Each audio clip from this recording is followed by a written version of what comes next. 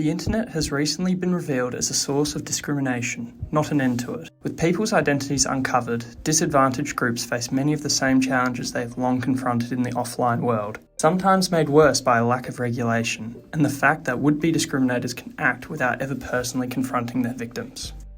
In a study focused on the US market, the group constructed 20 user profiles and sent rental requests to roughly 6,400 hosts. The profiles and requests were identical except for one detail: the user's name.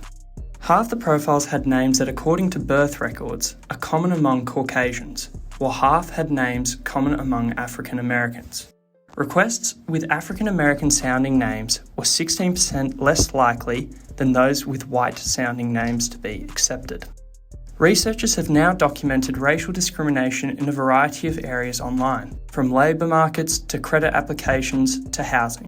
It is enabled by two features: markers of race, most obviously photographs, but also subtler indicators, such as names and discretion on the part of market participants over whom they transact with.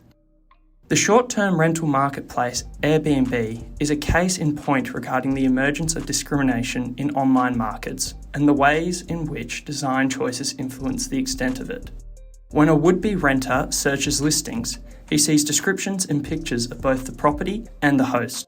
Hosts can see the names, and in many instances the pictures, of potential tenants before accepting or rejecting them. Algorithm-generated discrimination occurs in ways that humans would probably avoid. In an eye-opening study, computer science professor Latanya Sweeney sought to understand the role of race in Google Ads.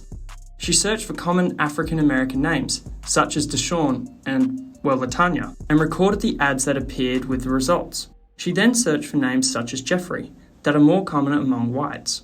The researchers for black-sounding names were more likely to generate ads offering to investigate possible arrest records. Of course, Google didn't set out to show arrest record ads to people who search for African American names. That happened because an algorithm decided on the basis of past searches that someone searching for Deshaun is more likely than someone searching for Jeffrey to click on an arrest-related ad, and hence generated revenue for Google. That is, the choice was made, if unwittingly, by Google's algorithm designers. Platforms, even when they're in the same industry, often differ in their design features, which can lead to different levels of vulnerability to discrimination. Take the decision whether and when to post user pictures. Uber does not provide drivers with photos of potential passengers, but its competitor, Lyft, does. This makes Uber less vulnerable than Lyft to discrimination by drivers.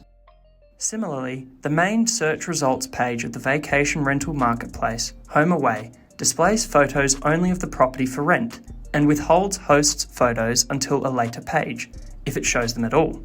Whereas Airbnb requires that hosts include photos of themselves on its main search results page. Therefore, removing the need for photo identification from databases decreases the probability of discrimination in online marketplaces. To solve the issue, organisations should not ignore the potential for discrimination. They should generate reports through information systems on the success of minority groups to track the level of discrimination and the level of resources that must be allocated to fix the issue. Organisations should maintain an experimental mindset. They should test design choices that may, along with other interventions, influence the extent of discrimination. Companies should conduct randomised controlled trials as well. Airbnb, for example, removed profile pictures from a trial group, which increased anonymity and reduced overall discrimination. The following questions should be asked when creating information systems and databases. Are you providing too much information? Is the need for photos, background information, etc. necessary to be stored in a database for the service? Companies should withhold this information until a transaction has been completed between the buyer and seller. Could you further automate the transaction process? Having transactions occur before race and gender are revealed makes it more difficult for people to discriminate, which is most obviously seen in Uber's mobile app.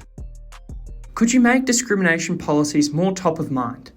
Marketplaces could present anti-discrimination policies at the beginning of the process and have the host's agreement not to discriminate be a requirement to proceed. Should your algorithms be discrimination aware? Organisations should track how race or gender impacts the user's experience and set explicit objectives to minimise discrimination. They should ensure that customers that are members of minority groups are not rejected at higher rates than Caucasian customers. Organisations should ensure that women are offered the same prices as men, and vice versa. These adjustments should be continually monitored and updated as required. Google tweaked its algorithm in response to the famous arrest record study of 2013, but companies can proactively monitor and respond to such problems that might entail compensating for some of the users' online discrimination. In summary, discrimination has migrated to digital platforms and has become more common than ever before.